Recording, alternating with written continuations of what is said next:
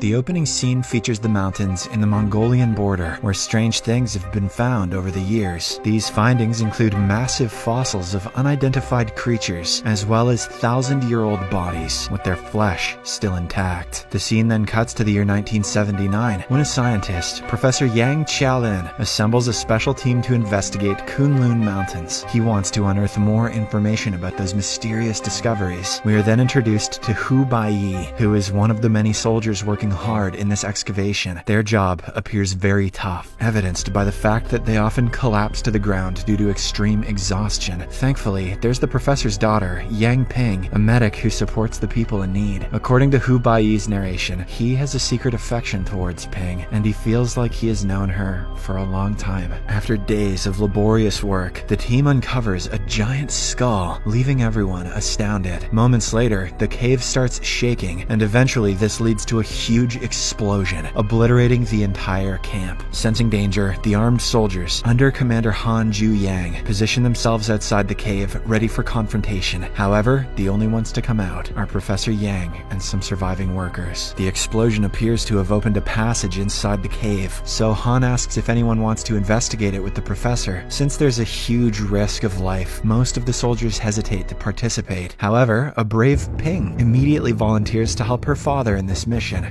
This prompts Tr1be to follow suit, and his best friend Kang Sun also decides to tag along. In the end, a group of soldiers is eventually formed to go for this mission. Following this, the team sets off for their mission, making their way through the demolished cave. Soon, they come across a vast chasm, which they proceed to climb down into. They eventually make it to an icy platform, with a passage leading to a dark underground. Upon climbing down even further, they find an unexplored cave filled to the brim with peculiar fossils. Is that Joe Biden? After wandering around for a while, they discover an exit that leads them to the other side of the mountain. Professor Yang tells Tr1be that according to the legends, there's the gate of an ancient kingdom in this vicinity, belonging to a pent secret government. Their conversation is suddenly interrupted when the other soldiers find a shocking discovery, a colossal paw print in the snow. Following this, the team starts pursuing these paw prints, unaware of the fact that a giant beast is nearby. On the way, they find numerous butterfly-like creatures fluttering around them. Upon a closer look, they realize these aren't butterflies, but peculiar-looking bats. Unbeknownst of the threat they pose, one soldier captures one with his bare hands, triggering an unexpected outcome. He burns down with a blue flame, resulting in his demise. Two more soldiers rush to his aid, only to suffer the same fate. Seconds later, hundreds of these bats surround the team, prompting them to open fire. The noise of the commotion startles the giant beast nearby, causing it to retreat. However, its sudden movement triggers an avalanche, posing another challenge for the group. In a desperate bid for survival, the soldiers begin running away, yet several of them are killed. At one point, they're forced to stop because there's an abyss in front of them. Left with no other choice, the soldiers pair up with ropes before jumping into it. As they fall, a rope tying Tr1be and Ping gets stuck on a piece of ice, leaving the two hanging. Not long after, the rope snaps, causing them to plunge into the darkness below. In the next scene, Tr1be regains consciousness and finds himself in Ping's arms. He is unable to understand how he managed to survive such a fall. This incident reduces the number of survivors to 4. Tr1be, Ping, Professor Yang, and Kang Sun. The rest didn't have names, so we didn't care about them anyway. These survivors then gather as many supplies as possible before resuming their excavation. Eventually, they come across an expansive cave with a tall tower at its center. The professor recognizes this place as the sacred palace of Kunlun. The tower is said to have 9 levels, where demon creatures have been trapped. Professor Yang then kneels down and lights up a candle. The fire instantly creates a flame that summons a swarm of bats, encircling the tower. After this, he sends Tr1be and Ping to the tower's entrance, disregarding Kang Sun's warning. As soon as the duo step in, holding hands, an opening appears on the top, emitting a bright light. Soon after, the cave begins to fill with numerous spirits. Assuming that they have opened the gates of the devil, Kang Sun immediately extinguishes the candle, thwarting the entire process. Unfortunately, as a consequence, the cave begins to collapse, and the bats return to attack them. Sensing the impending danger, Kang Sun sacrifices himself to divert the bats' attention, enabling the remaining group members to flee. The 3 of them somehow manage to find an exit, but it's on the high edge behind a waterfall. While contemplating their next move, the bats catch up to them and launch their attack. Tr1be attempts to fend them off with fire, but a bat strikes him from behind. Upon witnessing the emergence emerging flame. Ping hastily pushes him into the water before jumping off with her father. Hu Baiyi manages to find her underwater, but they're soon separated by a giant water creature that takes her away. In the aftermath, a heartbroken Hu Baiyi swims out and makes his way back to the base. Once there, he gets his wounds treated, while Han informs him that he's the only survivor. The commander further mentions that they found all the dead bodies of their soldiers, except for Ping's and her father's. Devastated by the loss of his loved ones, Hu Baiyi decides to quit everything and boards a train to return home without notifying anyone. At the station, he is received by his new employer, Mr. Wang, who assigns him a job as a librarian. From that point forward, he starts working there and lives a peaceful life. One day, during a lunch outing at a local bar, Hu Baiyi unexpectedly reunites with his childhood friend, Kai Xuan, who works as an entertainer. The following day at work, he stumbles upon a book authored by Professor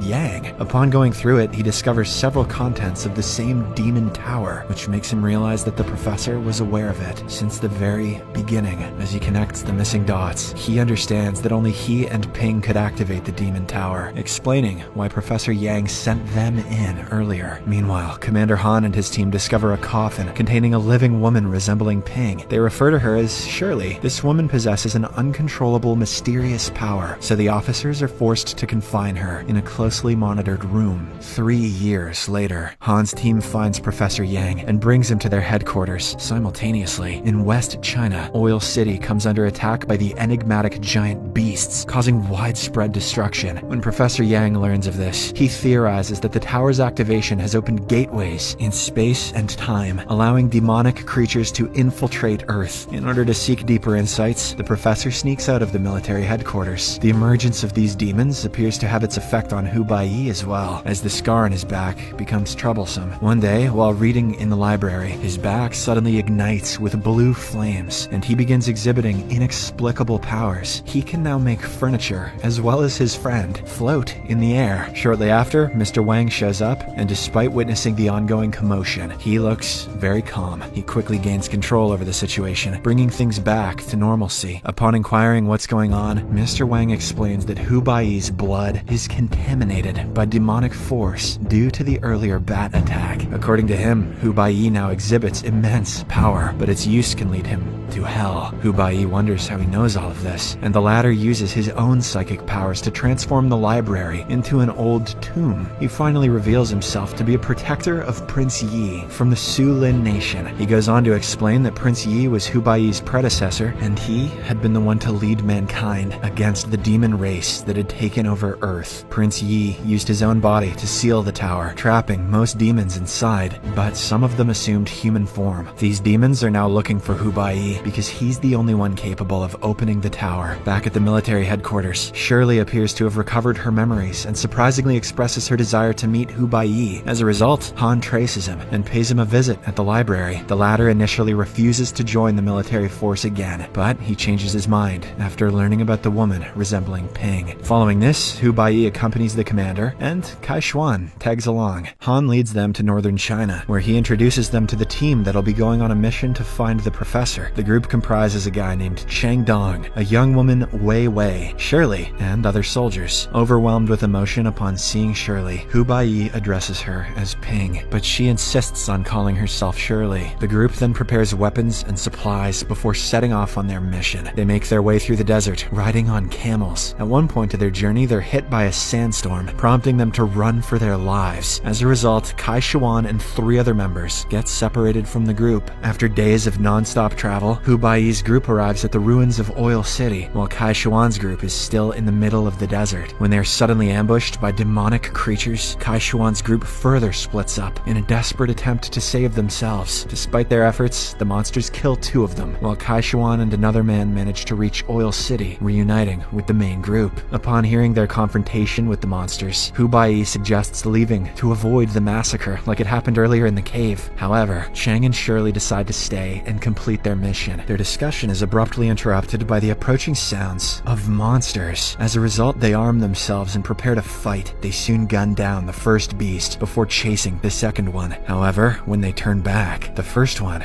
is already gone. In the midst of their struggle, Shirley runs towards an abandoned school, and Hu Baiyi follows her. Upon entering, he discovers a bunch of dead bodies hanging from the ceiling. He then comes across a tunnel, leading him to the prince's tomb. Soon after, after, he is attacked by a creature which knocks him unconscious. The creature charges to finish him off, but Shirley intervenes, making it go away. In an unexpected turn of events, she uses her powers to put Hu-Bai's body inside the coffin. Meanwhile, more demonic monsters show up at the scene, so the group takes cover in the upper floors of the building and fights back, using silver bullets and rocket launchers. Where'd they get those? It becomes evident that the demons possess formidable strength, rendering bullets ineffective against them. On the other hand, Wei Wei poses as one of the mannequins and tries her best to remain motionless in order to avoid being caught. As soon as the creature moves away, she makes a dash towards Kai Xuan, and the two hide inside a bus. Nevertheless, the creature locates them and begins attacking the vehicle. After some time, Hu-Bai regains consciousness and starts screaming for help. While he's at it, his arm wound heals at a rapid pace, leaving him bewildered. He is then teleported into the same cave containing the demonic tower. There, he witnesses a creature dropping Ping's body into a flame that eventually gets possessed by the demon queen. After the creature departs, Hu-Bai approaches her, demanding Ping's return. However, the queen refuses to give up on Ping's body because she holds the power to open the tower. She instead proposes that he accompany her to the tower and unlock the long-waiting door. Our hero thinks for a while, but politely turns her down. He insists on being sent back to Oil Town, asserting that he'll find some other way. The demon queen finds this amusing, but decides to grant him a chance, teleporting him back. By this time, Shirley gains control over all the monstrous creatures and directs them to take down the group members. The moment he returns, Hu-Bai notices the creature attacking the bus with Kai Xuan and Wei Wei, so he quickly takes it down with a rocket launcher. Seeing this, the other creatures charge towards him, but Shirley saves him. Knowing that he is the key to opening the tower door, she then holds him in her arms and assures his safety. However, Hu-Bai,